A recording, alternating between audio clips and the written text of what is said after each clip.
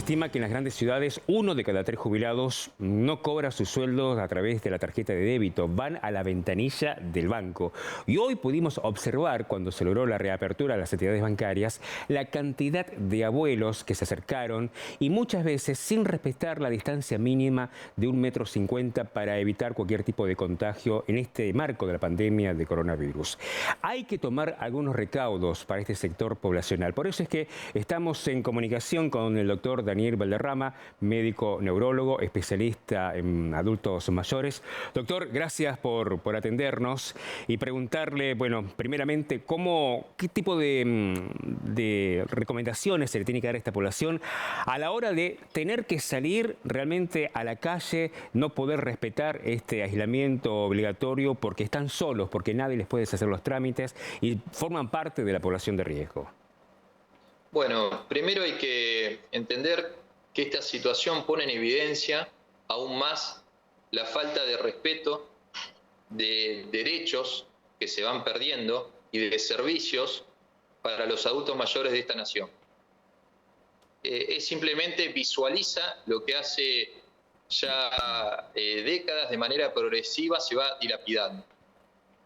Entonces, a ver, en lo práctico lo que está pasando es que hay gente que está manejando esta situación que no tiene conocimiento de cómo funciona esta generación de adultos mayores. Quieren plantear medidas tecnológicas que llaman intuitivas, cuando en realidad inclusive a veces ni son intuitivas para los que nacieron con tecnología. Imagínense para una persona, un adulto mayor, que de 80, 90 años que tiene de vida, pasó 70 años sin tecnología de nada. Y quieren que ahora de manera intuitiva cambie códigos, claves, vuelva a reinsertar, maneje una pantallita 10x5 en miniatura y que de ahí haga los trámites. Entonces es una falta de conocimiento gerontológico de la situación que recae en esto. ¿Sí? No se trata de que la persona mayor no tenga fuerza de voluntad para aprender. Se trata que a veces son las condiciones físicas, neurológicas, ¿no?, las que no les permiten hacerse desde las nuevas tecnologías. Y no solamente por déficit neurológico, no me refiero a eso, me refiero a que es una generación que no está acostumbrada al manejo tecnológico que otros declaran intuitivo. Seamos sinceros, a nosotros mismos los jóvenes nos cuesta configurar las claves, el ida y vuelta de distintas solicitudes y formas, por nombrarle algo en los trámites que se hacen, ¿no? De dónde tenés que entrar, que el menú, que si vas, que si transferís. Entonces, hay que ser realistas. Esto en realidad no es de ahora, esto se viene dando de manera progresiva. Y hay personas manejando esto de servicios hacia los adultos mayores sin el conocimiento que tienen que tener. Y entonces, en una crisis como esta, se marca un déficit que en realidad viene de hace mucho.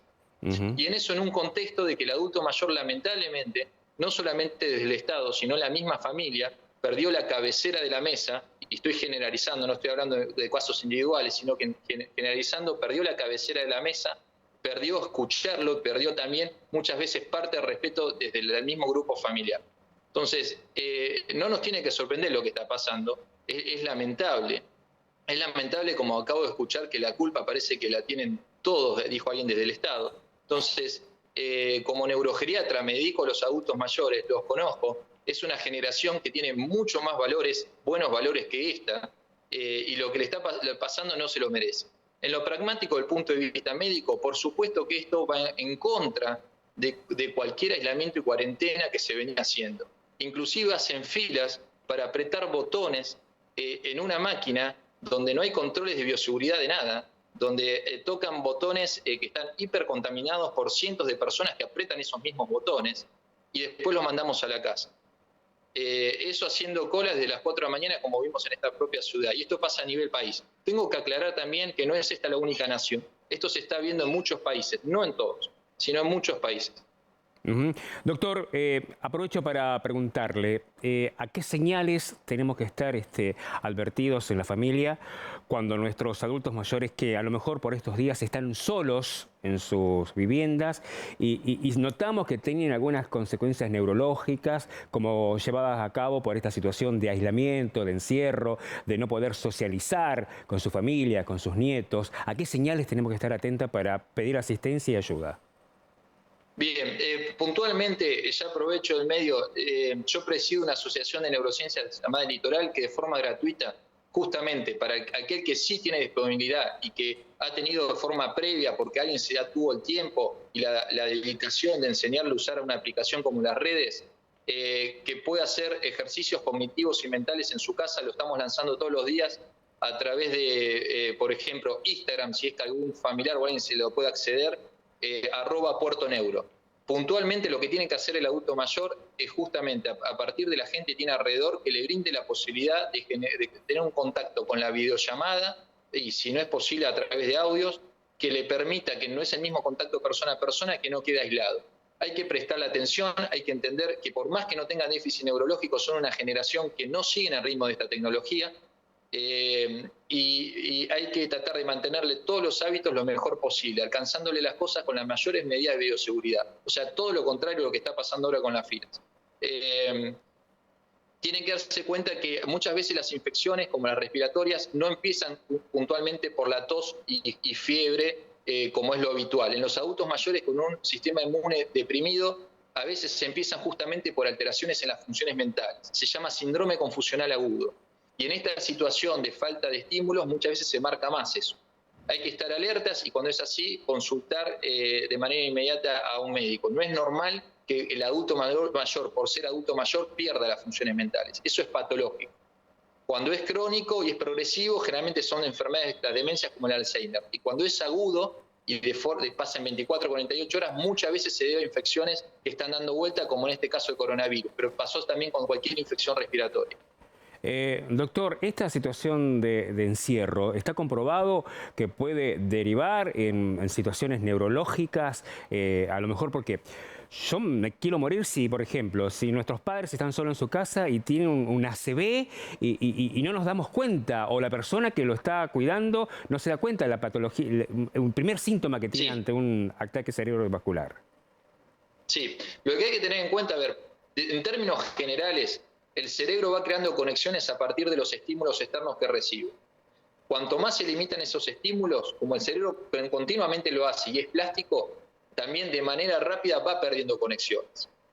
Esta es una situación de fuerza mayor, o sea, el aislamiento tiene que estar y se prioriza el mal menor, que es, bueno, es decir, tenemos que mantener el adulto mayor con un sistema inmune generalmente disminuido, más aislado que el resto. Ahora, siempre que se puedan acercar estímulos, hay que hacerlo de alguna forma u otra, desde lo social a través de la distancia, como lo que puedan aprovechar para brindarle dentro de su propio hogar, ya sea estímulos de cualquier tipo, música, arte, estar en contacto. Eso tiene que ser siempre, pero en situación de aislamiento más. Entonces sí, es un factor de riesgo el aislamiento, más que nada cuando se prolonga en el tiempo. No es lo mismo 15 días que un mes que se siga prolongando.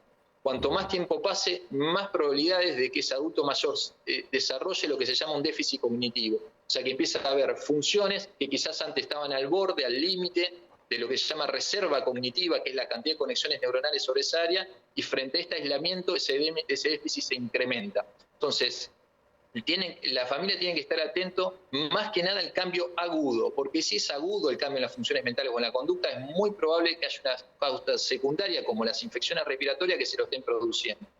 Y también lo que puede pasar de manera más lenta, que ya venía con un déficit y frente a este aislamiento se marca aún más. Doctor, considerando que muchos centros residenciales geriátricos lógicamente limitaron, hasta prohibieron la visita de familiares a sus internos, bueno, ¿de qué manera tienen que trabajar los profesionales que se desempeñan en esos lugares para evitar estas situaciones? Bien, bueno, en realidad si el servicio brindado hacia el adulto mayor de residencia, de internación, está habilitado y tiene todo lo que tiene que tener, no habría problema. ¿Por qué? Porque el personal de estimulación cognitiva que es necesario, ya sea terapista ocupacional, psicólogos, distintos profesores y actividades que se puedan realizar, están dentro de lo que se le permite en la circulación y son agentes de salud. O sea, tendrían que estar proveyendo el servicio necesario. Entonces, justamente lo que no van a tener problema en ese sentido es aquellos que están en una residencia con ese tipo de servicios. El estímulo se continúa. Respecto a los familiares, sí, por supuesto, se restringen las visitas a cuestiones extraordinarias y justamente se usa la tecnología, ya y sí también, que es mucho más fácil porque es enseñada y aplicada y mostrada por el cuidador o el enfermero o el asistente al adulto mayor para poder tener una comunicación con la familia que ahora por suerte se puede hacer con un celular, ¿sí?